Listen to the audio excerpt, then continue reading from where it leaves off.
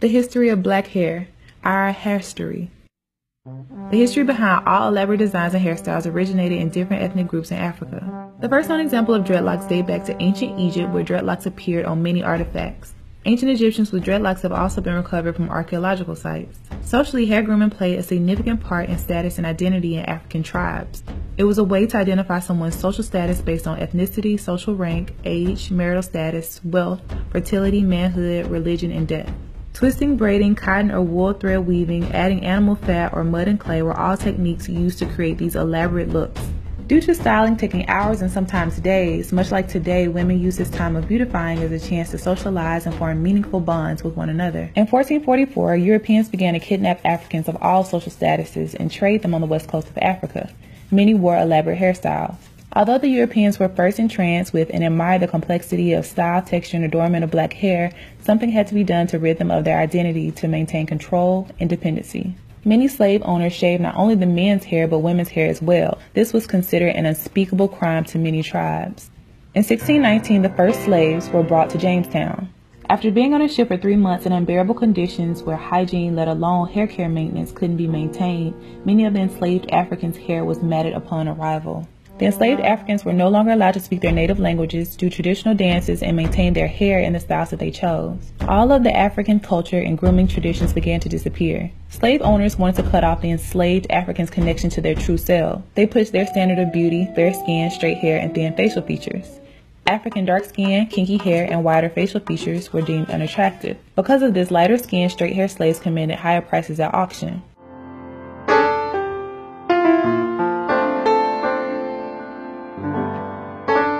Due to brainwashing and internalizing color consciousness, many blacks promoted the idea that dark skin and kinky hair were less attractive and worth less.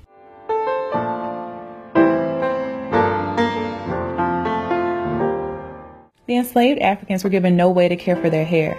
In the 1800s, without combs and the herbal treatments used in Africa, they were forced to use bacon grease, butter, kerosene, and sheep brushes to maintain their hair.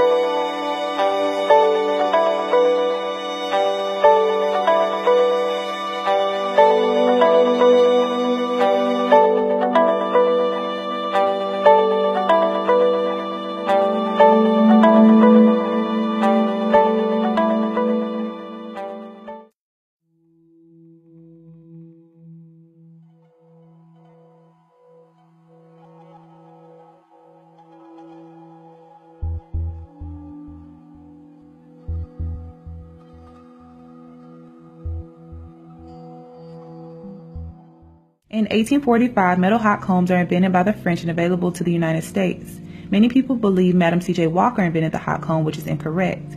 She developed a range of hair care products for blacks and popularized the press and curl style. In 1865, slavery ended, but the emotional and psychological scars lived on and are still evident today. Quote-unquote good hair, or hair that is finer, curlier, and closer to that of Europeans, becomes a prerequisite for getting jobs, entering certain schools, churches, and social groups.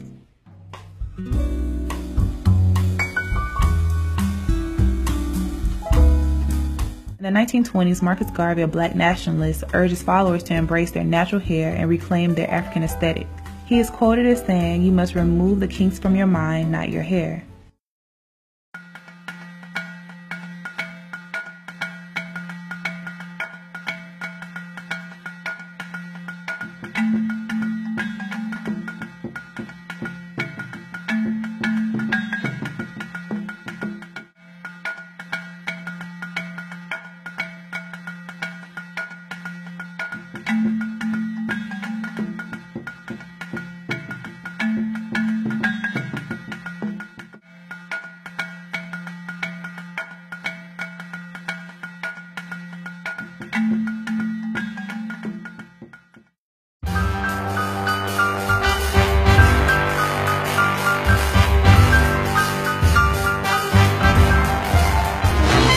In 1954, George E. Johnson launches a permanent hair straightener for men that can be applied at home. A women's chemical straightener quickly follows. In 1962, actress Cicely Tyson wears cornrows on the TV drama East Side, West Side. This was a big deal because braids weren't considered a finished look for an adult woman. Usually this style was only worn inside the home.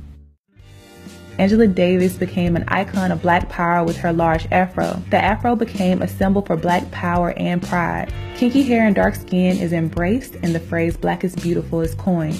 In 1968, Diahann Carroll is the first black woman to star in a television network series.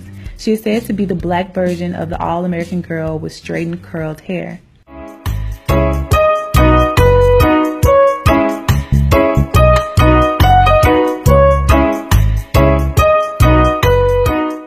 In 1971, Melba Tolliver is fired from the ABC affiliate in New York for wearing her hair in an afro.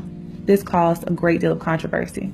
In 1977, the Jerry curl exploded on the black hair scene. It was deemed a curly perm for blacks, and the style lasted through the 1980s. In the 1990s, Essence magazine declares sisters love the weave, but natural styles and locks are starting to become more accepted as well.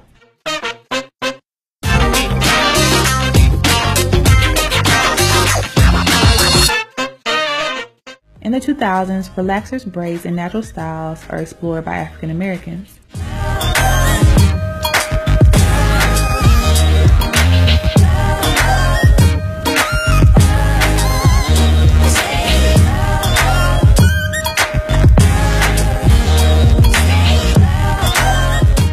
Around 2009, there is a surge in the number of women wearing their hair naturally.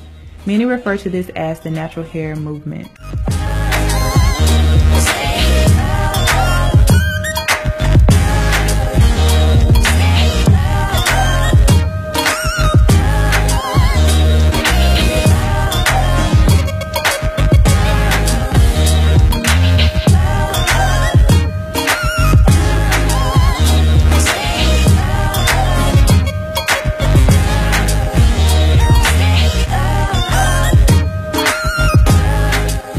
In 2006, black hair care is a billion-dollar industry.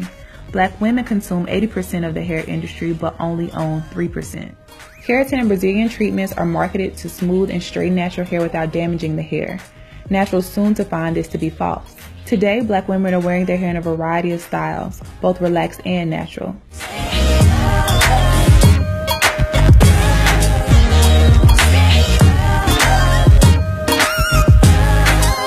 The number of women wearing their hair naturally has increased significantly due to the education on the harshness of chemicals used in relaxers, scalp conditions, a desire to lead a healthier and more active lifestyle, and a desire for naturally longer and thicker hair.